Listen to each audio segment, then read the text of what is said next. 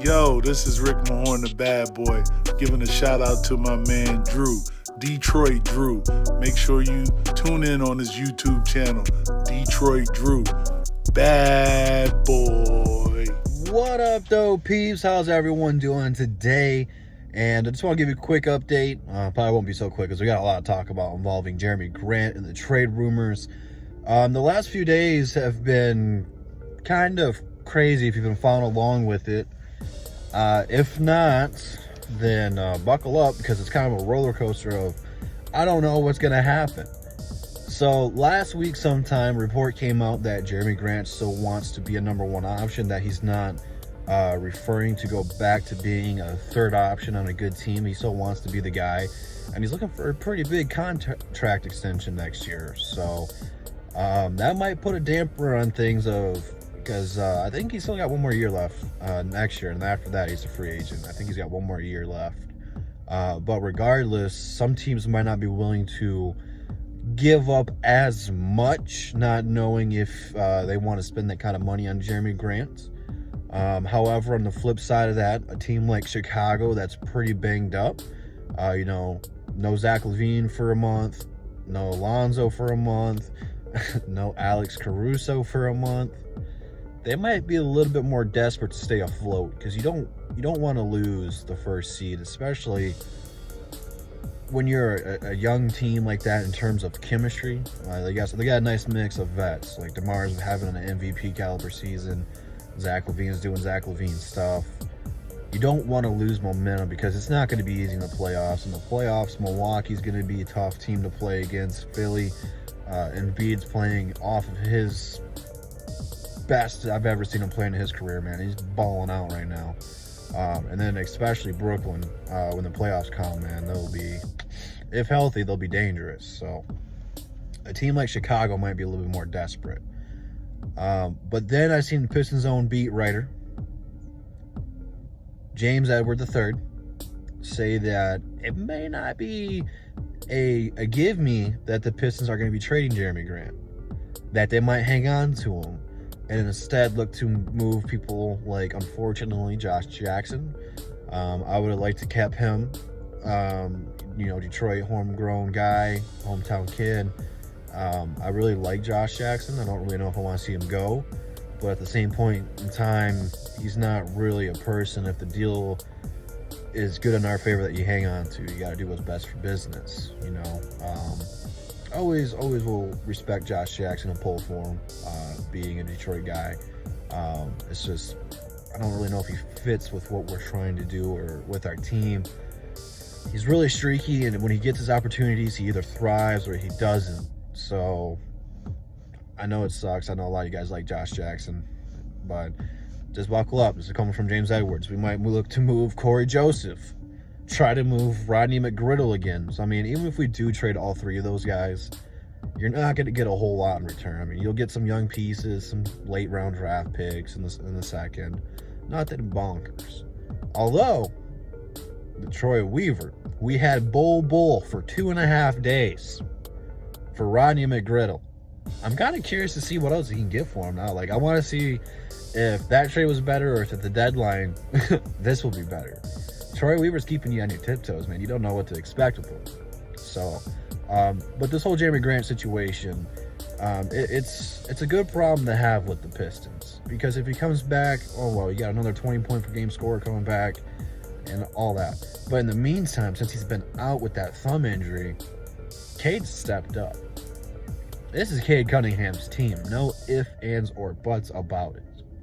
Only thing Cade needs to work on is not turn the ball over too much and not trying to get too fancy with it. I think a lot of times with the problem with Cade is when he gets it going, or when he's trying to get it going, he takes some bad shots, or his shots aren't falling. So then he tries to penetrate some more, and he tries to overpass and over dribble, and he gets a couple turnovers a game. So, but that comes with maturity. He's young. It's hard for point guards to come into it. But since Jerami Grant's been out, he's been scoring 20 points here, 20 points there. He's been balling. He's absolutely been balling. So I think that this time off for Grant has been best for Cade. He's shown you that Killian's not the guy. You don't have to worry about Killian taking his minutes. You don't have to worry about Jerami Grant coming back and taking all of his touches because Cade's our guy. He's our guy. And if we move Jerami Grant, it's only going to help Cade because you're going to surround him with more talent to make Cade better. Troy Weaver knows what he's doing. Troy Weaver is not an idiot. He's not a dummy. He knows what it's going to take to get a championship team. Sometimes it takes a few years to get there. So we just got to stay patient. I know this season has not been all that great, but it's easier to watch and appreciate when you got Cade.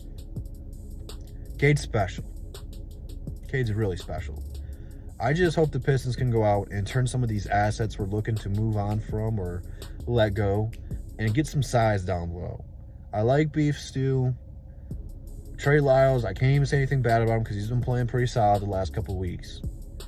But defensively, it's a problem because they're both undersized. I like Stu. I do. I think he'd be a great backup big man for us in the future. Someone who's just a high-energy guy. One night can come in and get you 10 boards. One night can come in and get you 10 points. Or just come out there and dive for loose balls and all that kind of stuff. Something like what Dennis Rodman did for the Bad Boys. Not saying that he's on that level, but that's the type of player he needs to be. Just the dirty work guy. He's not going to be flashy. He's not going to get a whole lot of points. He's not going to make ESPN every single night. You know, he's just got to come in and do the dirty work. So that being said, we need a legit big man. And I know Myles Turner's banged up right now, but if he's available, it's someone I'm willing to trade Jerami Grant for. Myles Turner is an all-star caliber center, and it's someone that I don't think is being utilized the right way in Indiana. I don't know if we're going to trade for someone who's hurt right now, but he's definitely on one of my top targets for this deadline. If Indiana's still serious about moving him, I know his name's floated around the last few years, but I'm definitely an old school fan when it terms of let's get another center because it's something that we're lacking, and we need to establish that. And, you know, someone like Myles Turner could be a good mentor for Stu. You know, Stu hasn't had a mentor. He talked about you know, Derrick Rose mentoring Killian last year and Blake Griffin with Sadiq Bey.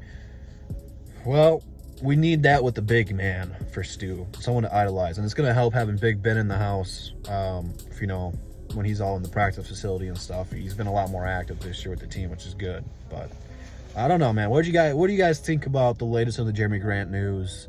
What are some targets out there? Who are some players you think the Pistons will move on from? Who are some you think you stay? Leave all that stuff and much, much more down below in the comments. Instagram, Twitter, DSA members, Drew313 shirts in the description. Check it all out. And I'll see you guys in the next one. And that's the bottom line because Double D said so. Oh, yeah. Shout out to Matthew Stafford. You Lions fans can suck it. You guys thought I was done. I'm not done yet. You know I had to come back Monday night. Monday Night Drew. And let you know that Matthew Stafford is the guy. Oh, you Lions fans said he was trash. He was the problem. We weren't winning any games.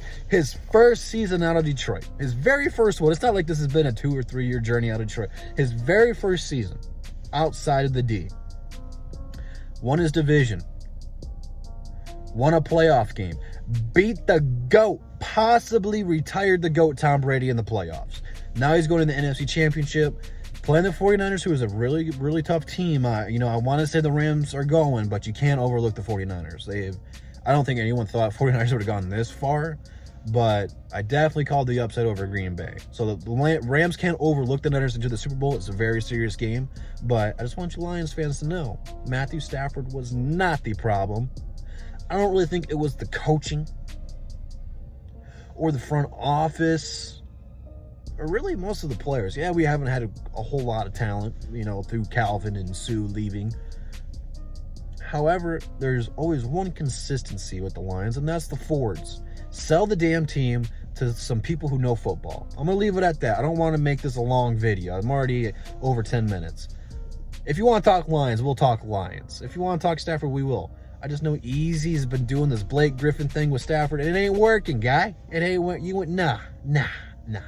We'll talk about it later, Easy. That being said, I'll see you guys in the next one. And that's the bottom line because Double D said so. Peace.